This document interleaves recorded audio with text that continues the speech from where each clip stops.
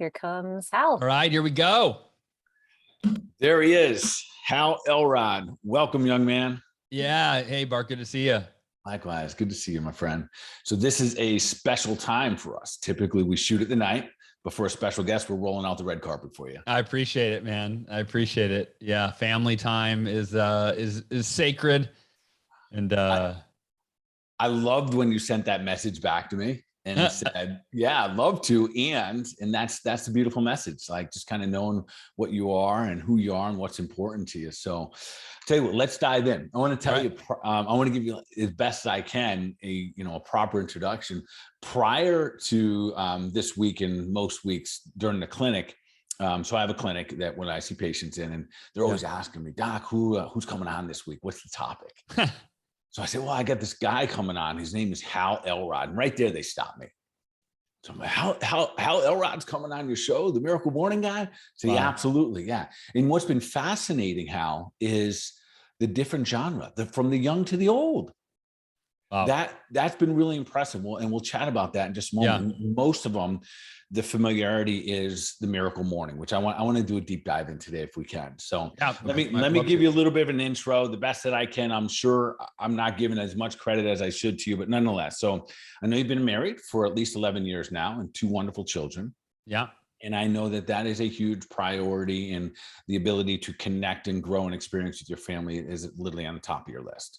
Absolutely. So, right away, we love you. So love that. And when you're not with your family, I know that you're a keynote speaker. You've spoken literally all around the world and to the biggest audiences around. You've impacted millions of lives. And then you've authored multiple books. I think 12. It looks like we're looking at some of them behind there. Is that right? 12 different books? Yeah, right around 12.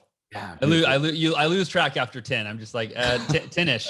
But most notably, The Miracle Morning. And that's the one we'll do a deep dive in today. And if my memory serves me right, it's translated in over 37 countries, 2.5 million copies sold. So impact. Absolutely love it. Appeared on USA Today, or I think the Today Show, Success Magazine, Entrepreneur.com. So without further ado, thank you for being here. We're honored to have you. And I have so many questions for you. I've had an opportunity to not only listen to the book, listen to the book, and saw your book probably, I think it was probably 7-8 years ago.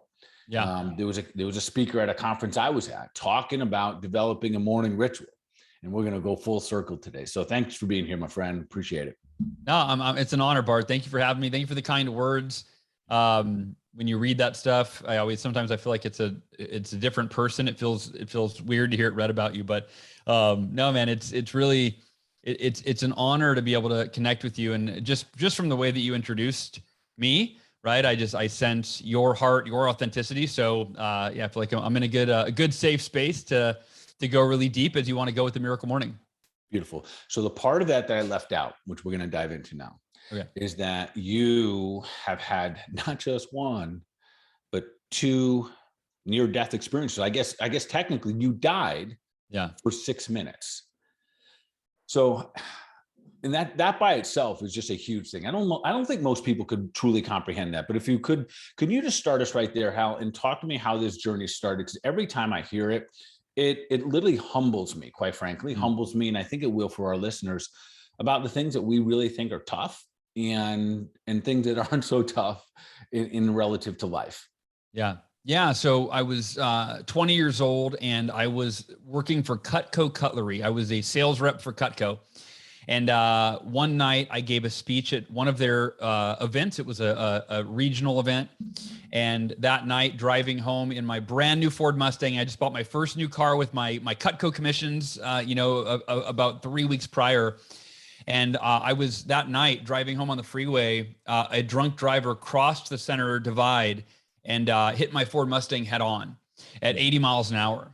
And the worst was actually yet to come. Airbags exploded. The car was crushed in the front, but my car was sent spinning into the next lane. And the car behind me that was, just following a couple car lengths behind me, my car spun in front of them to where my driver's side door, they crashed into my door at 70 miles an hour. And the entire left side of my body collapsed. Essentially, I broke 11 bones. And it took the fire department an hour to cut the roof off with the jaws of life. And when they did, I had lost so much blood that's when I bled to death. My heart stopped beating, stopped breathing. And I was clinically dead on the side of the freeway while they were trying to perform CPR for about 6 minutes. They put me onto a helicopter, medevac helicopter.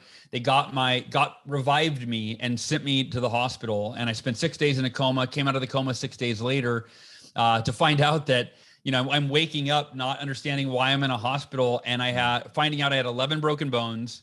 I had suffered permanent brain damage. And then the doctor said I was most likely I would never walk again. Right. And at any age, that's tough to hear. But at 20, I'm going, man, my whole life's ahead of me. Like this is a nightmare. And and so then what happened was I had learned something in my cut. Oh, you want to ask a question? I see your face. No. Okay. So keep going. I'm making that face because that's a wow. All right. Fair enough. So I had learned something in my Cutco sales training, a year and a half prior, called the 5-minute rule. And my manager, my mentor, Jesse, he taught us that. He said, sales is a microcosm for life, but it's accelerated adversity. He said, people experience rejection occasionally. They experience failure occasionally.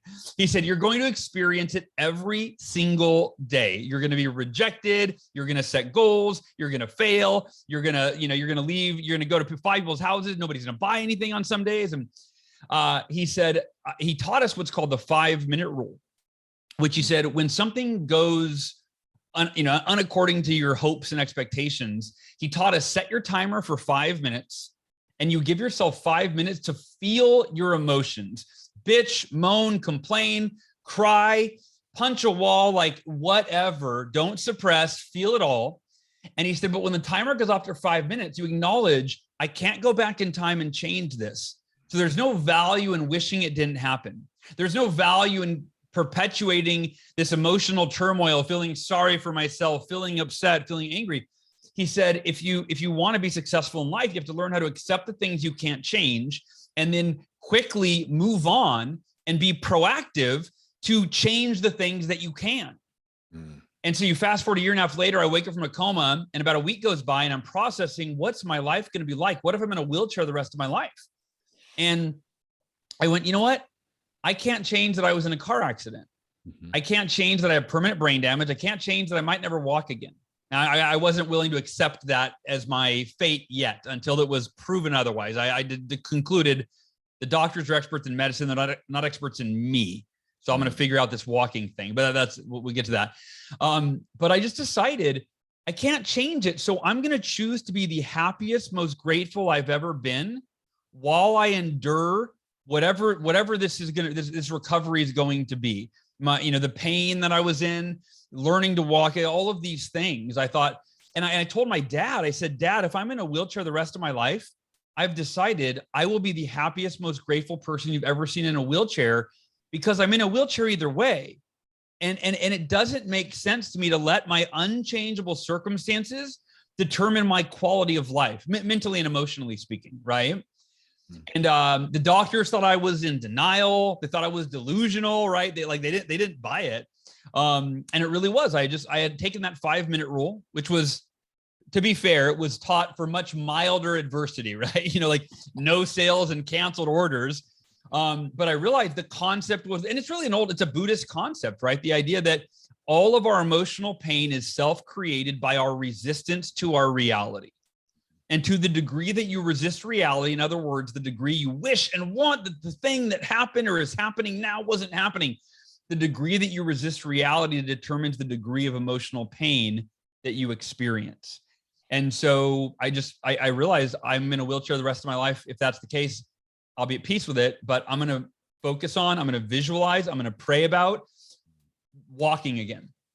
And 2 weeks after I came out of the coma, the doctors came in with x-rays and they said, we don't know how to explain this, but your body is healing so quickly. We're going to let you take your first step today in therapy. And even I was thinking I was probably a year off from walking. So it was 3 weeks after the crash that I took my first step. And, and then the rest is kind of history, as they say. I went home 4 weeks later, back into my parents' care. I couldn't really take care of myself.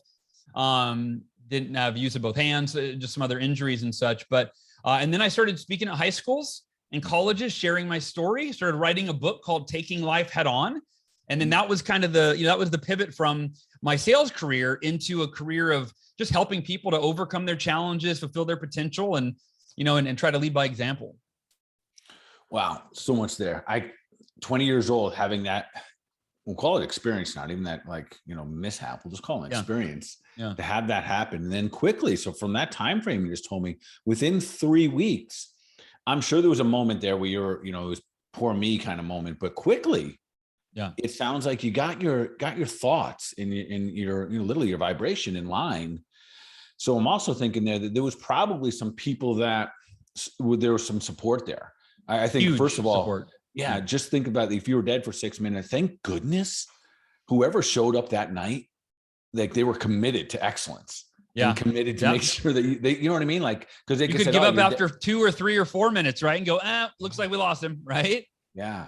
And that's, I guess that just shows us the power of the people around us in our lives. So, all right. So for the people that have never heard of this miracle morning, so you have this experience, this near death experience, really you die, you come back, you figure out how to then, all right, here I am, regardless of what ends up happening, I'm going to choose the best version. Yeah. So then somewhere it manifests into, you put all these pieces together and you develop this miracle morning book. So let's dive into it. For someone that's not familiar with it, or maybe someone that talked about it or read it 10 years ago, but maybe not practicing their ritual in the morning. Talk to me a little bit about the Miracle Morning book. Yeah. So the Miracle Morning, it was never intended to be a book idea. It was 2008 when the economy had crashed. I kind of crashed with it, like, millions of other people. My business started failing and my clients were feeling the effects of the economy. So it trickled back where they couldn't afford to pay for me as their coach. I was doing, sales coaching, business coaching, that kind of thing. And in a matter of months, I lost over half of my clients and therefore half of my income. And, of course, I was living at like 90% of my income to pay the bills, right? And so I couldn't pay the mortgage. My house was foreclosed on. I stopped exercising. My body fat percentage tripled. I got depressed for the first time in my life. It was really at a low point. And by the way, I do want to just pause to shed a little bit of context on what I'm about to share, that what I'm about to share was done during the Great Recession in a declining economy. And I'm sharing that because it's very timely right now. In fact, I've literally, for the last 10 plus years, I've been thinking, wow, one day when we go into the next recession, this message is going to take on a new life because this is what created the Miracle Morning. So I just wanted to mention that for anybody that's feeling the effects as they're listening to this or worried about the effects. So I had lost over half of my clients, over half of my income. And a friend of mine suggested that I go for a run. And I heard this quote from Jim Rohn on that run. He said, "Your level of success will seldom exceed your level of personal development." And I had never heard that before. I might've heard it, but it had never clicked until then. And I went, wait a minute. At that time in my life, I was depressed. Like if you've ever been so depressed where the only escape you have is your bed at night, like you just are counting down the minutes until you can go pretend that your problems don't exist for 7 or 8 hours, right? That's the state I was in. And I heard this and I went, wait, my level of success will rarely exceed my level of personal development. I thought on a scale of 1 to 10, we all want level 10 success in every area, right? We want our health we want to be as healthy as we could be, level 10, as happy as we could be. We want our relationship to be as good as it can be. Our finances, there's this innate drive and desire to, really fulfill life as the best it could be. And I went, my level of success that I desire is a level 10, but my level of personal development at that time when I was depressed and I was working all the time and, barely scraping by, it was like a 2 or a 3 in terms of my mindset and my knowledge and my habits and my skills. They had really declined as the economy had declined and I didn't know what to do. And I went, okay, wait a minute. The secret to success is to become a level 10 person so that you can create and sustain level 10 success. I'm going to run home and I'm going to figure out what the world's most successful people do for their personal development every day. And I'm going to create the most effective personal development ritual known to man, or at least that I can muster up. And I'm going to dedicate time each day to becoming the person that I need to be to create everything I want for my life. And I want to say, I do believe that's the disconnect for 90, 99% of our society. Everybody wants level 10 success. Very few people have been taught that, oh, you have to focus on developing yourself into the person that is capable and deserving of creating and sustaining that level of success. You go, oh, I was just trying to get there. Yeah. I didn't know I had to become before I could get there. And so I ran home and I just spent an hour online researching, Googling, what are the best practices? What are they for personal development? And I ended up with a list of 6. I was looking for like 1 or 2. So I had meditation, affirmations, visualization, exercise, reading, journaling, and I felt overwhelmed. I go, well, I can't do all 6 of these. That would be like, 6 hours of my day. Which one's the best? And here's the thing. There isn't a clear winner. It depends on who you ask. I read an article by Fortune 500 CEOs that swear by meditation. And they attributed their best ideas, their breakthrough ideas that took their revenue and their business to the next level as results of meditation. And I went, wait a minute. I always pictured like monks in a monastery. I never pictured business guys in a suit coming up with billion-dollar ideas. I go, okay, I got to meditate. And then I saw a video with Will Smith. This was long before the Chris Rock incident. But he had been on Ellen and she said, how'd you get to be so successful at everything you do? You're one of the most successful, you're a successful musician, one of the best actors in Hollywood. He said, I wrote affirmations when I was 15 years old, and I wrote down what I was committed to create in my life and who I needed to be to create it. I read those every day, and I lived in alignment with who I needed to become to create what I wanted in my life. And I did exactly that. I went, well, shoot, I got to do affirmations. And long story short, I'm getting overwhelmed, and I go, wait a minute. This was the light bulb moment, Bart. I went, what if I did all of these? What if I just woke up an hour earlier tomorrow and I divided these 6 practices into 10 minutes each? 10 minutes of meditation, affirmations, visualization, exercise, reading, and journaling.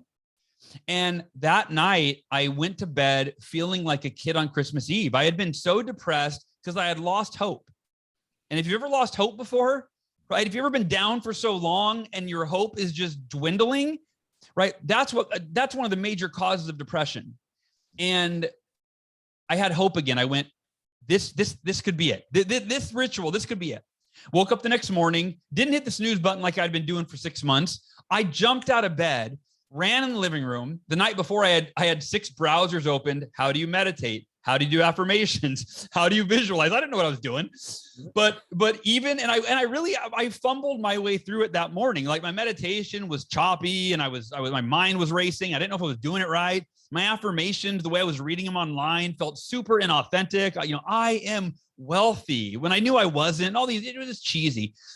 But still, after that hour, I felt unstoppable because my hope started to solidify as real. I went, this is it.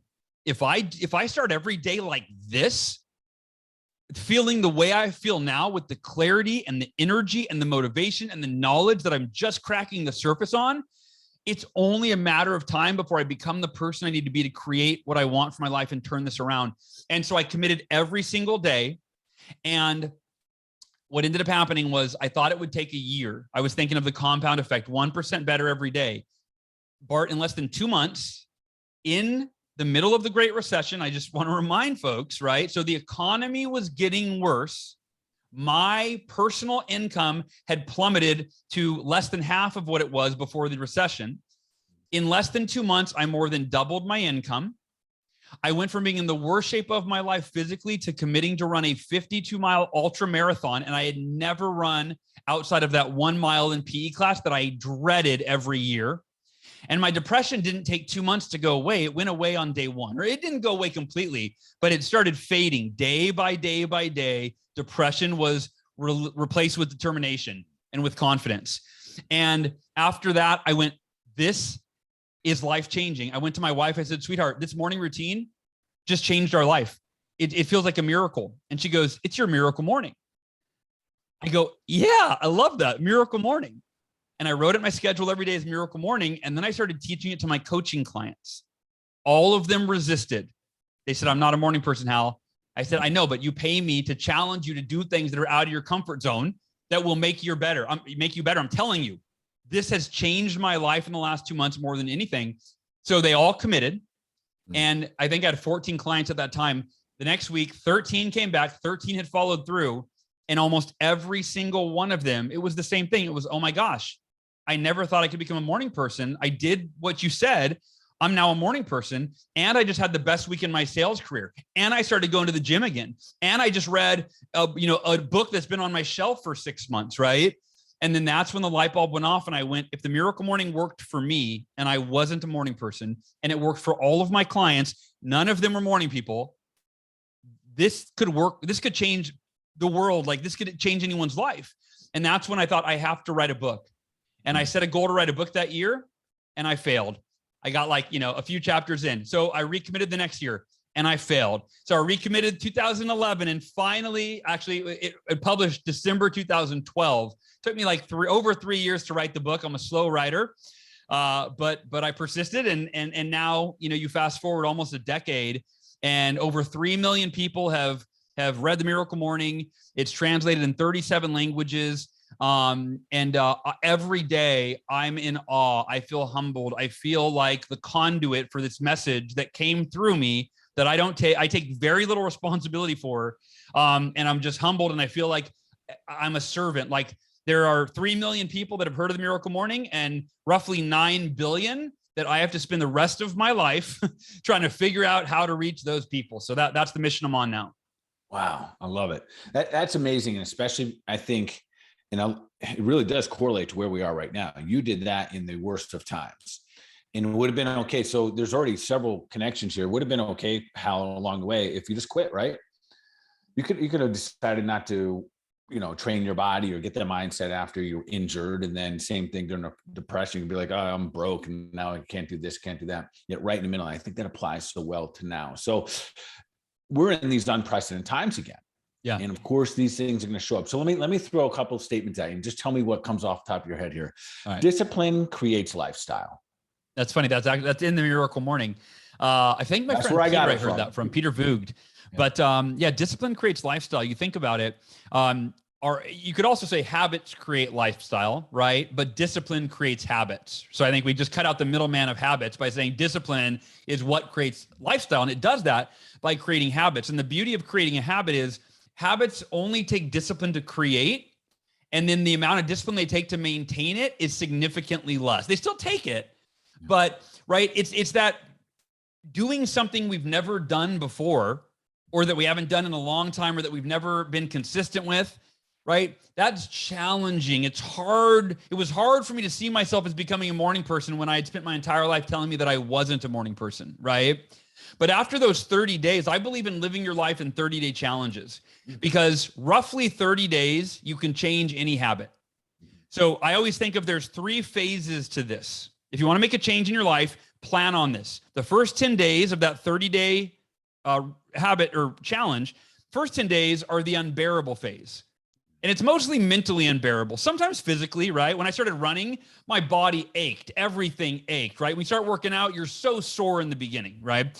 But it's usually mentally and emotionally unbearable because you're telling yourself stories, I can't do this. I've tried and I've failed. Those first 10 days are unbearable. The second 10 days is what I call the uncomfortable phase.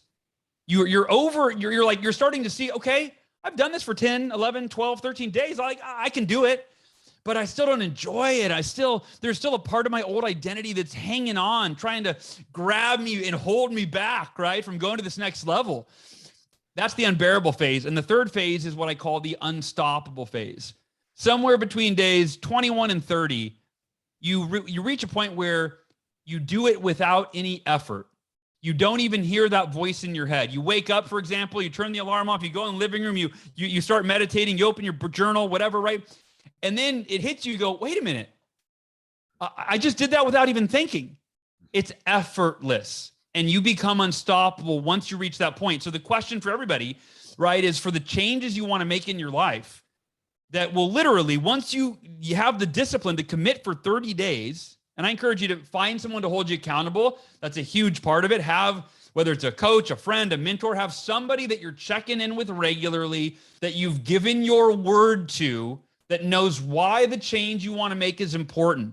Because it's way too easy to let ourselves off the hook But you've been there before where, you're supposed to meet a friend at the gym, but you don't feel like going. But because you said you were going to be there, you go. And if you didn't have that accountability, you would have given into your feeling and you would have just stayed home, right? And we can apply that to any area of life.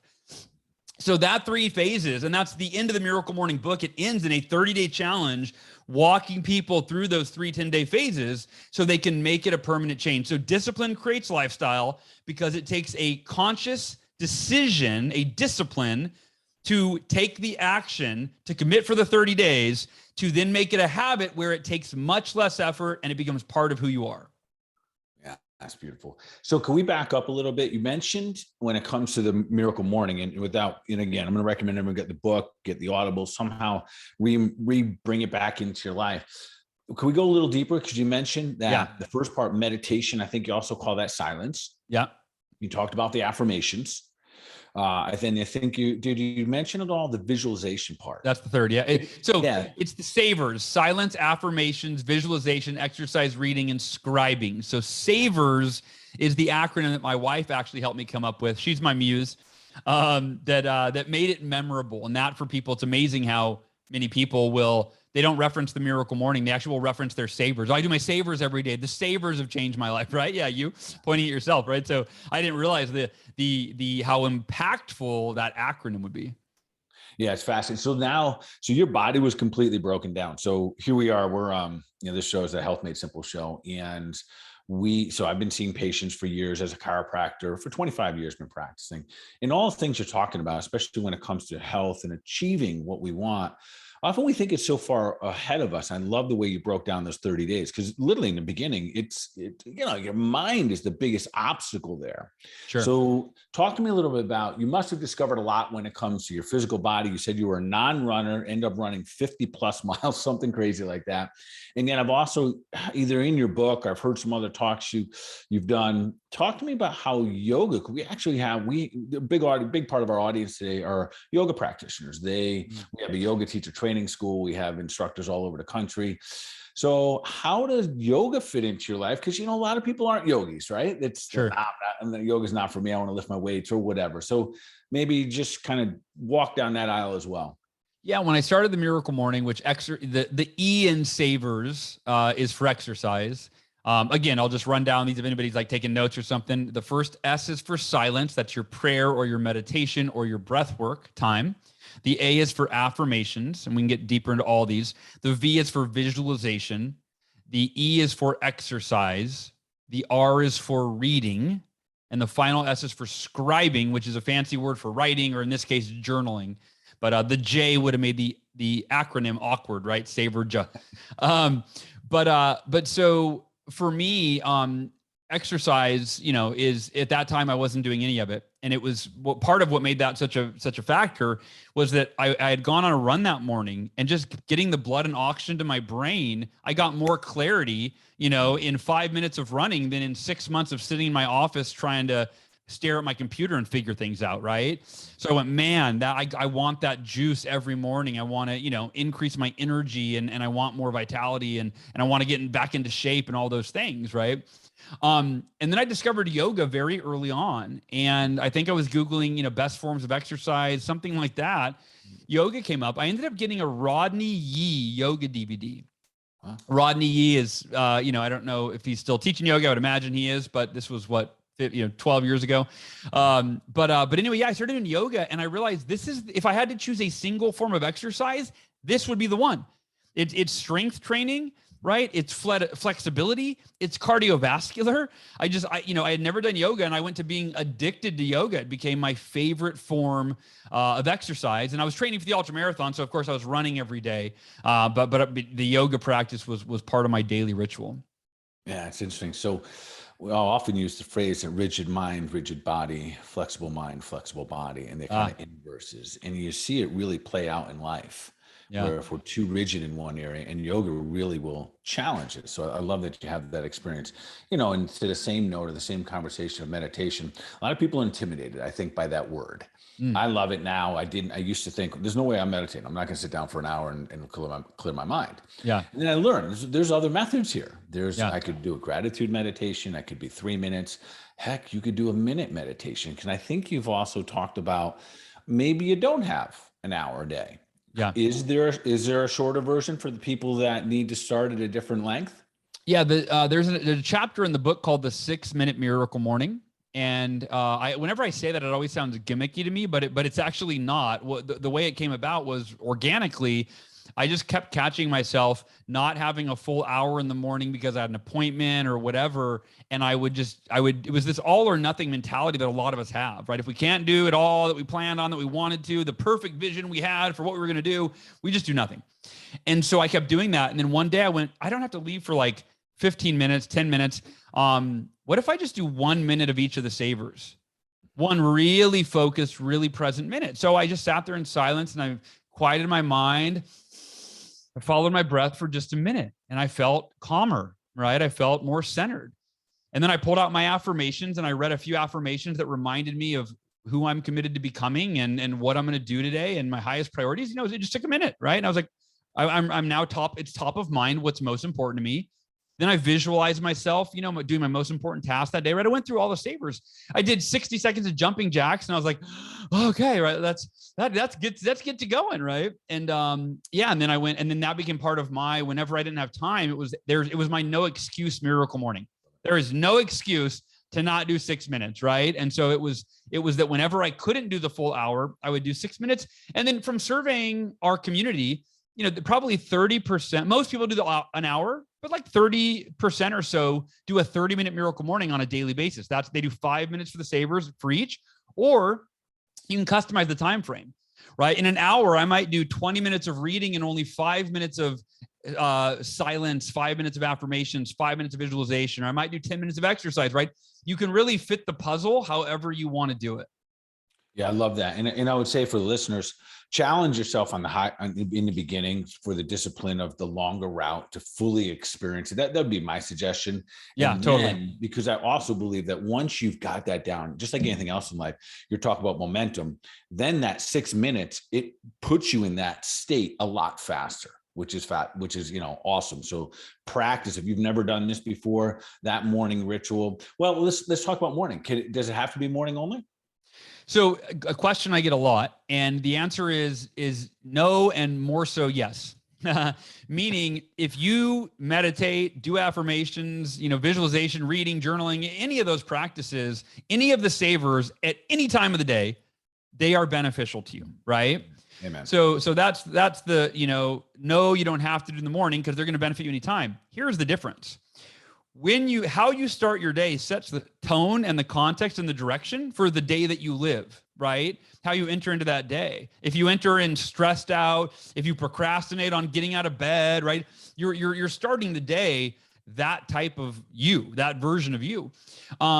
So there are benefits to the savers that last for many hours after the initial ritual, right? For example, Robin Sharma was we interviewed him for the Miracle Morning movie. We did a documentary that we launched a couple years ago. And Robin had said that there's many scientific studies that show the benefits of exercise last as long as 13 hours after the initial exercise, right? So why would you want to do that? Why would you want to miss the first half of the day or whatever, right? Those benefits. And the same thing goes with meditating, lowering your cortisol levels, right? Getting centered, exercising, getting the blood flowing in your brain, all these benefits of all the savers, right? By doing them first thing in the morning, you're putting yourself in a peak physical, mental, emotional, and spiritual state that will impact every aspect of the rest of your day. Yeah, I love that. And I agree 100%. I think if someone was to ask me that off the street, where should you position this? I would say you can do any time because the benefits are always there. Yeah. You win the morning, you win the day. Sure. I'll often relate that to, because I have a ritual and a lot based on your book, which is fascinating. It's I love, especially since I've read it now or listened to it, it's really got me fine-tuned to becoming skilled at winning my morning. I would say that if there's a time, and I would say, 6 days out of the week, I have a morning ritual. Yeah. In those days, my mind is going to win the day. Even if shit hits the fan, quite frankly, my mind is going to win that day. I'll navigate that in a good way. The other days doesn't mean I'm going to have a bad day, but I always say they're flip a coin days. Yeah. And that's not a way to go through life, right? You don't want to flip a coin and just leave them by chance. All right. So we have this moment in life, a massive experience, morning miracle comes, Hal is starting to thrive again, but it didn't go all that rosy, did it? Yeah. You hit another bump in the road a little while back, didn't you? Yeah. The Miracle Morning, we had just started filming the documentary. This was 5 years ago. And the documentary took us, I think, 6 years to make. It was a long time, but and part of it is what the story that you're inviting me to share right now. That's part of the reason. I woke up one night having trouble breathing and went into the ER, and they diagnosed me with pneumonia. They misdiagnosed me with pneumonia, and I went home. They said, if you don't get better in a couple of days, go get a second opinion. And it's funny, their diagnosis was really shaky. They didn't seem very certain. Their statement to go get a second opinion, definitely, if you're not better, it was very certain, right? I was like, I feel like you don't know what you guys are talking about. And I continued to struggle to breathe. And I couldn't sleep at all lying down. I couldn't breathe. Or I was barely getting an air. And so went in for a second opinion. Long story short, I was diagnosed with a very rare aggressive form of cancer known as acute lymphoblastic leukemia. And the kicker is it's a 20 to 30% survival rate. Right. So at that time, my daughter was 7 years old. My daughter, Sophia, was 7. My son, Halston, was 4. And I was being told, right, there's a 70 to 80% chance that you are going to die and leave your kids without their dad.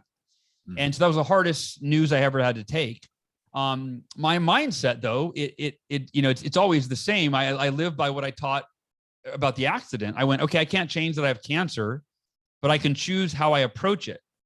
And so I decided that for me, I went, I'm going to be the happiest, most grateful I've ever been while I endure the most difficult time in my life, because I have cancer anyway. And living in fear, I'm no expert in the mind-body connection, but I've lived it before. I told myself I could walk again, and the doctors couldn't explain that I did. So I had that reference point, and I had this unwavering faith that, I should say, mostly unwavering. There were definitely days where it wavered, when I was sick and throwing up and in pain and had night sweats and hadn't slept for days, right? Getting emotional talking about it. But I went, I have unwavering faith that the mind body, that I can heal myself through my body, through my diet, right? Through my mind. Once again, the doctors were kind of amazed how quickly I went into remission. And I will say this, by the way, I didn't want to do chemotherapy. I'm a very holistic person, and I approached the doctor, my what do you call a cancer doctor? I'm drawing a blank. Oncologist. Thank you. Yeah. I don't know if I've missed that one before, but anyway, the first day we met him, and he told me that, the cancer and the survival rate that I had, and my wife's there, squeezing my hand underneath his desk as hard as she can.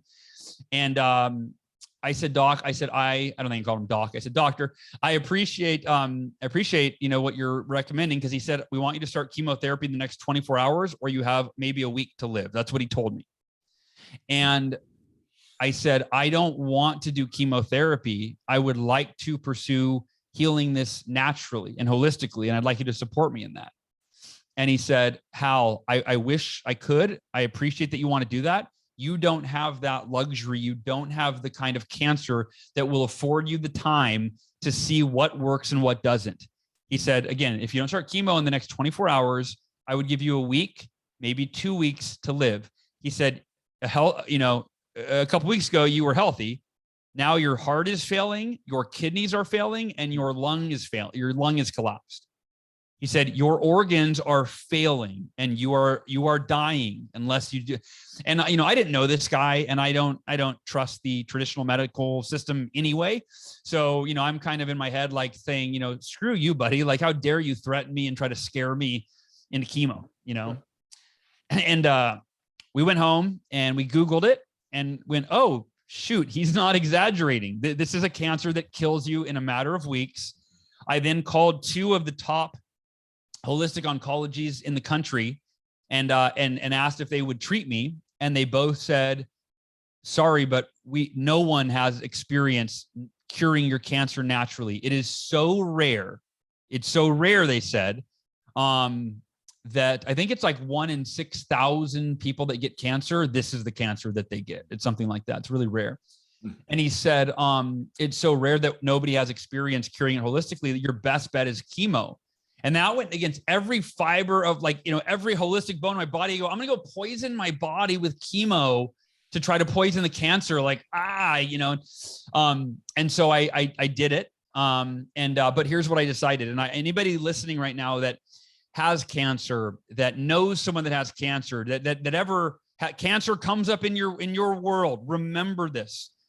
What I decided to do is I decided to do every holistic practice, research and implement every holistic practice known to man as if that was the only thing I was relying on, in conjunction with chemotherapy. And a part of what I did holistically was detox from the chemotherapy, right? I was doing coffee enemas. I was doing milk thistle. I was doing liver detoxes. I was doing anything I could to detox from the chemo. And so that's the message I feel like, is that, when I asked my doctor, what holistic things do you recommend? He said, it doesn't matter, just do the chemo. I said, what part does diet play in my recovery? And I knew enough about diet to know it's instrumental. He said, it doesn't matter, just as long as you do the chemo. How that's literally, thank you for sharing it that way. And that's beautiful, because that message right there. So again, I've been practicing for 25 years, and we're going to know somebody right now. Everyone listening to this has somebody in their lives, a neighbor, a friend, a family member that's going to experience cancer. Yeah. And the world might be the most important thing that we have going for us. There is incredible tools with modern medicine. And I do think we have to question those. So there's an and right there. There are incredible people, and there are some that are not so awesome. And there are certain situations that are really dire, and some are not as dire. And there's always an opportunity to build health and vitality. So I love the way you put that. And I give you a lot of credit. And again, I suspect in that you still had some really good accountability partners. Sounds like your wife was a good part of your team. Your sounds like your father was probably in your life. A lot of people to help you be Hal, which is important in the moment. Often when we get scared or fear enters, we forget who we are. Yeah. So with that, do you think? I think I know your answer, but I want to hear it. Do you think hard times are important for people? Absolutely. I think that, the hardest times of my life have been the best times in my life, not because they were the most enjoyable, but because they produced the greatest evolution in my personal, being. They helped me evolve. And that's where we learn, we grow, we become better than we've ever been before. And the more positive we are in the midst of the challenge, determines where we end up after. And that's the thing, is a challenge could actually be the worst thing that ever happened to you if you see it that way. If you give up, if you are a victim, if you complain and you dwell and you feel right, if you allow the challenge to beat you down, then it could be terrible. But you have to realize, I think that one of the most important beliefs for us to adopt is that if another human being has done something, they're not special. That's evidence of what's possible for us. And so, are there human beings that have had it as bad as you or I? Absolutely. Had it worse? Absolutely. Come out on top? 100% absolutely. Right? So if they can do it, we can do it. And so if you're struggling through hard times, we have to start with accepting life exactly as it is. That 5-minute rule. I'm not going to wish it were different, because that doesn't change it. In fact, it just causes me to feel bad and feel disempowered, because I can't magically change it by getting mad or upset. We have to be at peace. Acceptance is the key that unlocks the door to inner peace. And from that place of peace, you can gain clarity to figure out what you need to do to create the circumstances that you want in your life. That's awesome. So do you really think this statement's true? Do you think you need to take full responsibility for every aspect of your life, your health, your wealth, and your relationships? Do you think do you think you need to own that responsibility? And yes, and responsibility for everything that anyone else has ever done to you. And here's what I mean. For most people, they might be scratching their head. That's counterintuitive. Here's what I mean. Most people, I think I used to confuse blame and responsibility, right? Meaning, how could I take responsibility for somebody else's actions? They did it to me. I'm the victim here. The thing is, blame determines who's at fault. Responsibility determines who's committed to changing things, to making things the way we want them to be. It really doesn't matter too much who's at fault, unless you're finding value in the grudge that you're holding, which I would imagine that's a zero benefit, high cost, right? The holding a grudge. The drunk driver, here's a living example. The drunk driver, it was his fault. He was to blame for the car accident. He crossed the median after drinking and he crashed into my car. There's no value in me focusing on that. And here's the thing. He was to blame, but there's only one person that was responsible for learning to walk again, recovering, enjoying life again. And that was 100% my responsibility. Again, blame determines who's at fault, which was that drunk driver, but responsibility determines who's committed to doing the things to create the results that we want in our life. And and so that's why, yes, you got to take 100% responsibility for every aspect of your life, including the experiences that you've suffered at the hands of other people. Yeah, what a powerful message. And I wish we could scream that from the mountaintops, because right now, in our real world, we're being taught the other part of it. We're told that if you get sick because someone else is sick and they breathe on you and you got sick, like it's their fault. And the message is so loud and so clear. No one's taking responsibility for what they want. And all we all want is, like you started by talking about today, is being successful with our health and our wealth and our relationships. And with our health, we're completely giving up that power by using that blame, that outside blame. So thanks for sharing it in that way. Let's go back for a moment here. Let's talk food, because I know you have, I think in your book, you talk about, you almost have a philosophy about food, whether we're eating for health, and we talk a lot about food. I call it God's Garden here on the Health Made Simple show. Or are we eating for like an emotional component or whatnot? Maybe elaborate on that for us. Yeah, I just got a visitor join. Ozzy, I'm doing an interview, buddy. You can come back later. I can't pet him or it will turn into a never-ending session. All right. So when it comes to food, right? Was it Socrates that said, "Let food be thy medicine"? For me, I think it's been about eating for energy and health. And what I've found is, and what I've been guilty of, is that most people eat for taste, right? And that's literally how we choose our food. Think about when you go to a restaurant, you're looking at the menu, let me see what looks good. What looks good? Not what's going to give me the most energy, not what's going to nourish my cells so that I can flourish, right? Not what's going to ensure my longevity so that I live a long, healthy life. Ooh, what looks good? What looks good, right? And eating is an emotional sport. That's why when you order something that they bring out and it's sizzling and you go, oh, like you're excited. You're excited. You're eating, you're making decisions, like all decisions, based on emotion. And so this was the game changer for me, is I decided, okay, I zoomed back, right? I didn't have any fried food in front of me. I just, with no food in my vision, I zoomed back and I thought about, what do I want in my life? I want energy every day. I want maximum energy so that I feel good, happy, motivated, that I have a drive, I can make things happen. And I want to be healthy. I want to live a long, healthy life. And this was the distinction, is I must make a commitment to value the consequences of the foods I eat above the taste of the foods I eat. I'll say that again. I must make a conscious decision from now on to value the consequences of the foods I eat. And I would say short-term, the energetic consequences, right? What's it going to do to my energy level? If I eat this sandwich, is that going to fuel my body with life-giving energy? Or is that going to give me a food coma, that after lunch hangover that so many people get that they don't realize is, oh, why am I tired in the afternoon? Because I just had a chicken sandwich for lunch. Dead meat, dead processed bread, preservatives, hormone-infested dairy cheese, right? On and on and on. And and a soda, right? Sugar and corn syrup, so on and so forth. And so, by the way, this doesn't mean that you eat things that don't taste good. I still eat out of emotion every day. I love my morning smoothie. I love my lunch salad. Right? I've perfected those things. I'm a freaking chef, right? I can only make one thing. I can make one smoothie, right? But I've tinkered and I've added, what's it like if I add organic, raw pistachios to my salad. Oh, the flavor profile. Ooh, what if I add organic raw sauerkraut to my salad? Oh, that's like a party in my mouth, right?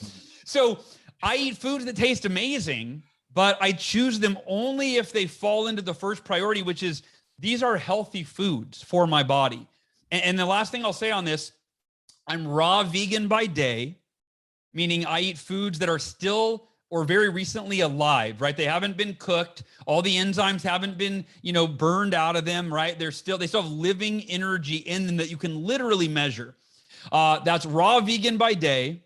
And then I eat paleo at night. So last night, my wife made homemade mashed potatoes and beef tips, which were freaking fantastic, right? But it's grass-fed beef. It's pasture-raised chicken. It's cage-free pasture-raised eggs, so on and so forth. Man, I love that. And especially the fact that the questions you're asking yourself about what you're putting into your body. That's so important. And I think if everyone had that, like just that moment, that little light that goes off and goes, let me think about what I'm about to feed my cells with.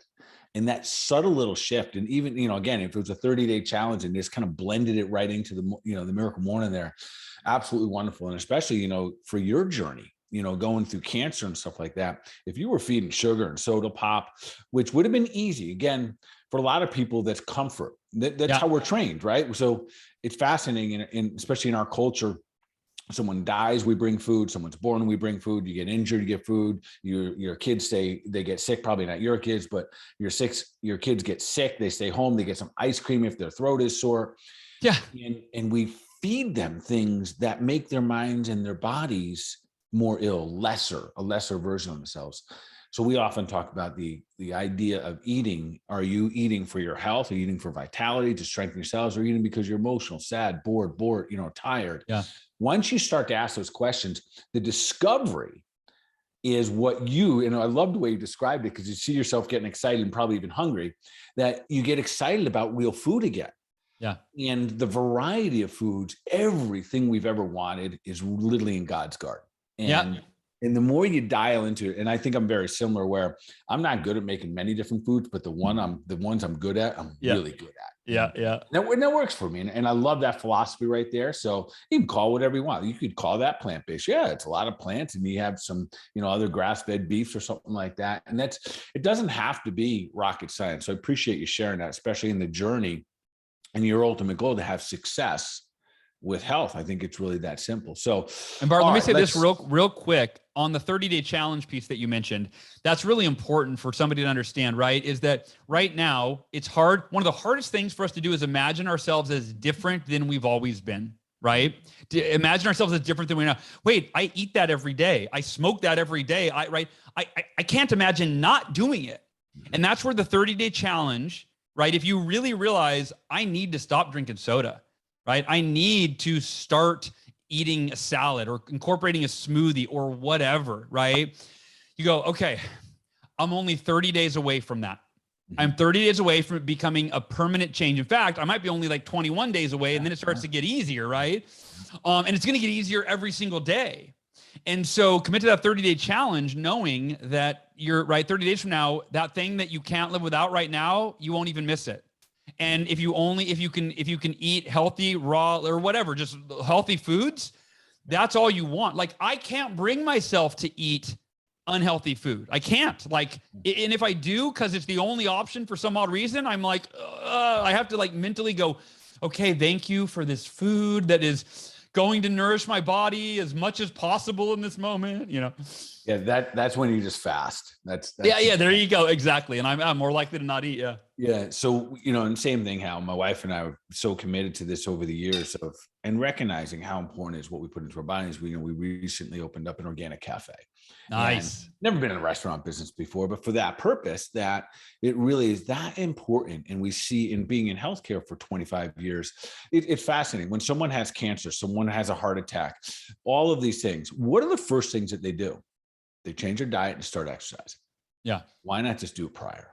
Totally. All right. So we're getting a little tight on time here. So what's the most effective way if someone wants to even begin? Where do they begin if they want to start with the Miracle Morning? Where do they go from here? Yeah. So there's a couple. What I would recommend is go to miraclemorning.com. miraclemorning.com is the hub for all the things. You can find the book there. In fact, there's a dozen books in the series Miracle Morning. I recommend starting with the original.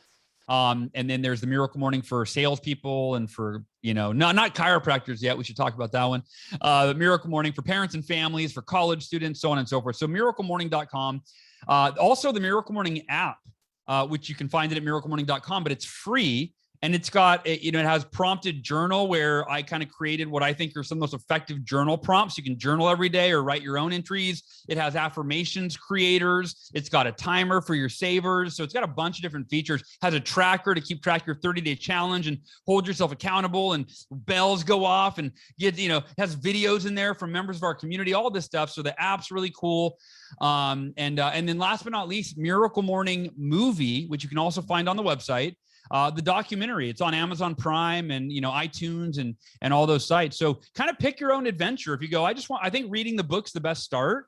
But I think watching the movie is a good way to really, get a fascinating look at how people are changing their lives with Miracle Morning. And then it's an easier to digest 90 minutes, right? Then from there, maybe watch the movie first, then go read the book. Whatever works for you is best, but miraclemorning.com is the hub. Okay, and we'll make sure that our audience has that, and it'll be in the notes and all that good stuff. All right, so we're getting tight on time here. So last couple of things, I always like to ask this kind of final question of course, anything else you want to add. But if there's one takeaway, and I know it's hard to boil down to one, if there was one takeaway for our listeners today to help them move in the direction of becoming superhuman, becoming the best version of themselves, if you had one you just wanted to throw out there for you, what would that be? Yeah, I think that what's important is that you commit to becoming the best version of yourself one day at a time. But here's the important part, that you do it not from a place of, I'm not good enough. I suck. My life sucks. It's not where I want it to be. I think it's really important that you start with always in a frame of gratitude and at peace with who you are, and go, look, you know what? I've made some mistakes, but I've pretty much done the best that I could to get here, right? I've done some great things as well. I am grateful for this life that I have. And I'll tell you, Bart, when I was in the hospital fighting cancer in the worst pain, there's a scene in the movie where I'm bawling because they accidentally stuck me in the spine with a needle. They missed the spot. They hit a nerve and they injected chemo into my nerve. And I was on day 11 of these horrific migraines. And I'm bawling my eyes out because I'm in so much pain. And I'm saying, I am grateful for every moment of my life because all of this is contributing to me becoming the best version of myself. And so start from a place of gratitude for who you are and where you are. And from that place, go, I'm not going to get better because I'm messed up. I'm going to get better because I'm capable of being better. And I deserve to be the best I can possibly be for me, for my family, the people I love, people I lead, you name it, and for yourself. So start from that place of wholeness and gratitude and optimism, and then go out there and become the best that you can be. Wow, that's spot on right there. Well, Hal, you have certainly over-delivered, which is absolutely awesome. And I expected that you were going to do. Is there anything else you want to share with our listeners today? Anything else before we wrap this up? I think that's it. Thank you for listening. Thanks for tuning in. I will say that the Miracle Morning, it is more than a book now. It's become this global community, people from over 200 countries. Our Facebook group, the Miracle Morning Community Facebook group, has 330,000 members that wake up every day and support each other. And the global mission is to elevate the consciousness of humanity one morning at a time, one person at a time. And I really believe that when we elevate our own consciousness, we become more aware of how our thoughts, words, and actions are impacting our lives and the lives around us, instead of just numbly going through the motions every day, day after day, keeping it the same. When we elevate our consciousness, which is what the Miracle Morning does, as members of humanity, we are doing our part. What you do, how you live your life matters.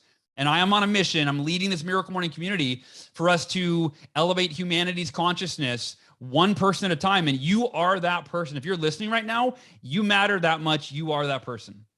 Wow. Thank you so much. So I want to, in the weirdest way, I want to, say thanks for having the experience. I'm glad you died for a couple of minutes. I'm Me glad too.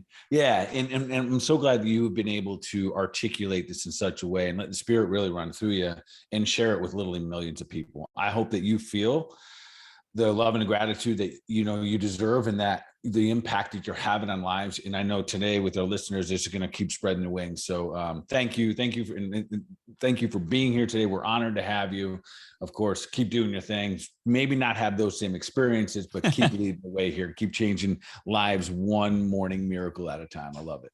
Thank you, Bart. I appreciate you. Everybody for listening. Thank you so much. All right, friend. You take care.